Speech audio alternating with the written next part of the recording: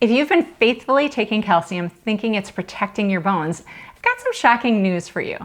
Most women start losing bone density at 35, not at menopause. And that calcium supplement that you're taking, it might just be expensive pee.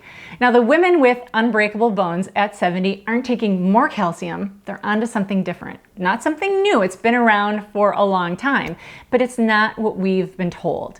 Here's what's really happening in your body. Starting around the age of 35, you lose about 1% of your bone density every year. But the real bone thief, well, that's your hormones. Think of estrogen as your bone's personal bodyguard. It literally tells your bones to stay strong and keep rebuilding. But during perimenopause, which can start as early as your late 30s, estrogen starts to decline. By menopause, it's like your bodyguard just walked off the job. Without estrogen's protection, bone breakdown accelerates to 2 to 3% per year for up to 10 years after menopause. And here's the kicker. Taking calcium alone is like trying to build a house with just bricks and no mortar. Without calcium's essential partners, it just floats around your bloodstream, doing absolutely nothing for your bones. Worse yet, it can end up in places you don't want it, like your arteries. My name is Tracy D. Mitchell. I'm a Mayo Clinic health and wellness coach certified through the National Board of Medical Educators. I hold a master's degree in health and nutrition education, and I'm the author of the book, The Belly Burn Plan. And for the last 20 years, I have been working with women just like you. What I'm about to share isn't just another supplement recommendation, it's the real science of how bones actually get stronger. Think of bone health like a three-legged stool. Remove any leg and the whole thing just collapses. Leg 1, the right nutrients working together as a team. Leg 2, the right kind of movement that literally forces your bones to get stronger. And leg 3, avoiding the hidden mineral thieves that undo all of the hard work. Most women are missing at least 2 of these 3 legs. And let me paint a picture for you. Imagine calcium as a construction worker showing up to build your house. Vitamin D3 is like the foreman. It tells the workers where to go and gets them to the job site. But without vitamin K2, it's like having no blueprint at all. Those workers just mill around aimlessly in your house, your bones never get built. Vitamin K2 is the traffic director that escorts calcium directly into your bones and teeth where you want it and out of your arteries where you definitely don't want it. And this is why you need all 3. Calcium, you need vitamin D3, and you need K2 working together as a team. But here's where most women go wrong. They're taking 1,200 milligrams of calcium when their body can only absorb 500 milligrams at a time. It's like trying to drink water from a fire hose.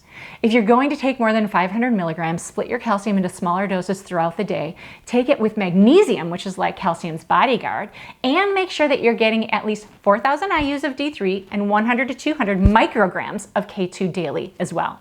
Now here's something that will blow your mind. Your bones are like lazy teenagers. They only get stronger when you force them to work. Think of your skeleton as a smart home security system.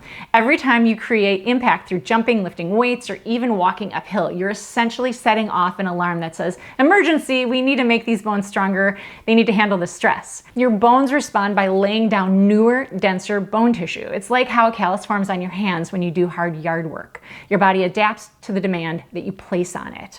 Swimming and cycling, they're great for your heart, but they're not as optimal for your bones because there's no impact. Your bones are thinking, hey, this is easy. We don't need to be stronger. But the moment you start lifting weights, you start doing jumping jacks, your bones, they get the message. We better toughen up. Even something as simple as jumping 20 times a day can significantly increase bone density. Think of it as giving your bones a daily wake-up call.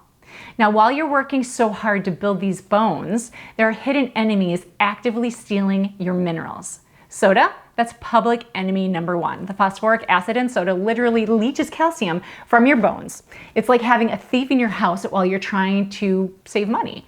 Excessive caffeine and ultra-processed foods loaded with sodium, no good for your bones either. And here's one that surprises everyone. Antacids. If you're taking calcium carbonate, the most common form of calcium, you need stomach acid to absorb it. But if you're also taking antacids for heartburn, you're literally canceling out your calcium absorption. It's like putting the fire out while trying to light it. Now let's dive deeper into the hormone-bone connection because this is where things get really critical. During perimenopause, your estrogen levels fluctuate wildly. Think of it like a roller coaster. One day your bones are getting protection and the next day they're not. This inconsistency actually makes bone loss worse than that steady, predictable decline.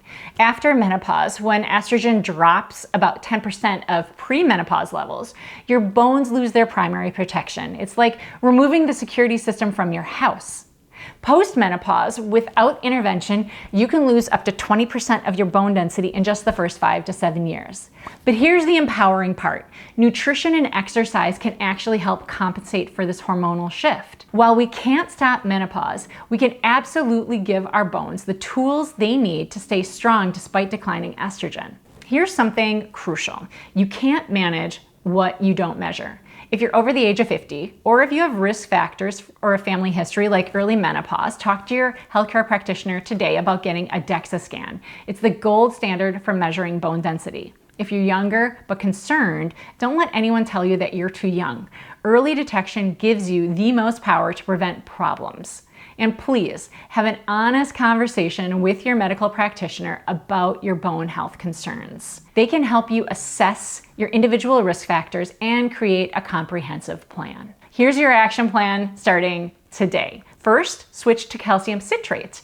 It doesn't need stomach acid to be absorbed. Take 500 milligrams with magnesium, D3 and K2 with breakfast, then another 500 milligrams at bedtime. Second, add impact to your life. Even 10 minutes of jumping or weight-bearing exercises 3 times a week will do wonders. Third, ditch the bone robbers. Limit soda and moderate your caffeine consumption. And here's a bonus tip. Get some sunlight on your skin for 10 to 15 minutes a day. Your body makes vitamin D3 more efficiently from sunlight than from any supplement form. Think of it as charging your bone-building battery naturally. And if you live somewhere with limited sun, especially in the winter, this is why your D3 supplement becomes even more critical. Now here's what's at stake. Every day that you wait, you're losing bone density you can never fully get back. The women dancing at 80, traveling the world without fear of fractures, living independently, they didn't start protecting their bones at 70, they started at 35, 45, 55. Your future self is counting on the decisions you make today.